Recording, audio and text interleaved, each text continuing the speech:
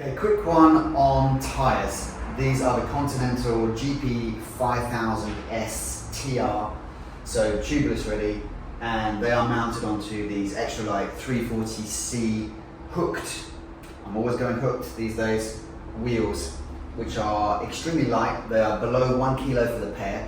So for the first time we have hooked clincher wheels in the same territory as tubeless, which is why I've gone to these tubeless hooked wheels, because they're light enough that it will make sense.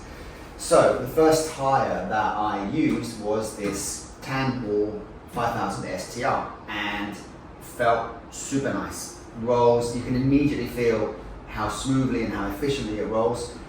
The weight was a little bit more than I was hoping. It was about 285, 290 grams for this tyre. We're talking 28 mil. These are all 28 mils. I was using 28 mils in tubular as well before that, having come up from 25. I just prefer there's a bit more grip, there's a bit more comfort, potentially even more efficiency as well. So I'm fully in the 28 camp now, despite being fairly light, 65 kilos on a good day.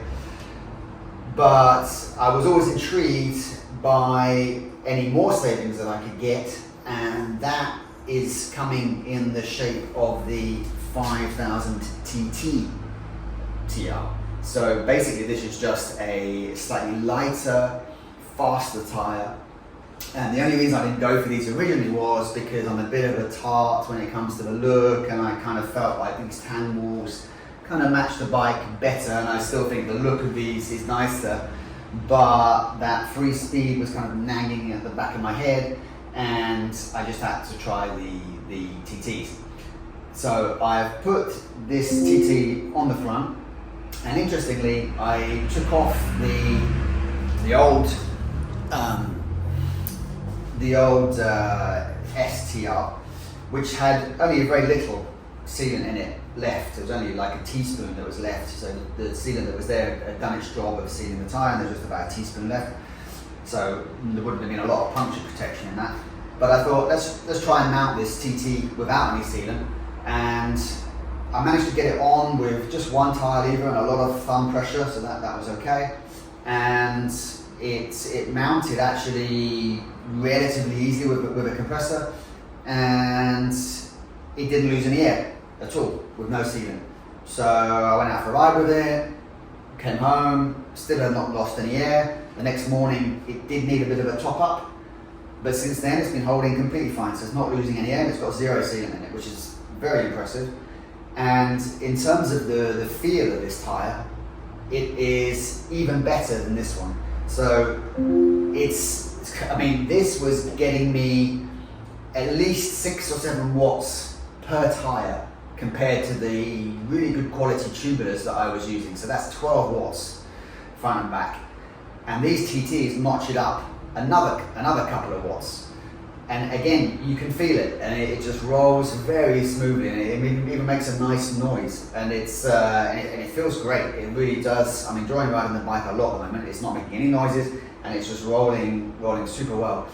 And the other thing that's good about these TTs is that because they're a lighter construction, and because the sidewall is a little bit more supple, you actually get more comfort from them. Because I found that if you pump these ones up to more than 55-60 psi, you lose that comfort, because they're such a rigid tyre that you don't really, they felt actually a little bit harsh above 60 psi, so you're better off running them at sort of 50-55 for that comfort feel.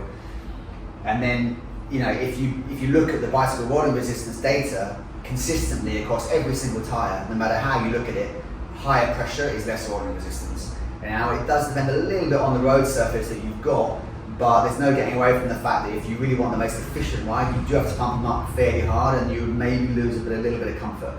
But so basically I was putting 60 in these. I can now put 70 in the front and actually have more comfort than I was getting with these. So it's like a win-win. It's lighter, it rolls better, it's more efficient, and it's more comfortable. So I would highly recommend this 5000 TT. The puncture resistance doesn't appear to be too much worse than this tyre either. price wise, the best I can find these is about 60 euros. The best for the TT is about 70 euros. So neither is cheap, but the premium for the TTs is not so much. And the only downside of it I can see is just the look. I mean, I've actually painted the writing in gold. It was white, and now it's with a gold pen to kind of help it match a little bit better. I think it looks a little bit nicer. But I'm very impressed with it. I'm going to buy a couple more in case I run out of stock, because this is the tyre for me. You know, it's really a no-brainer, I think. And yeah, I would highly recommend it.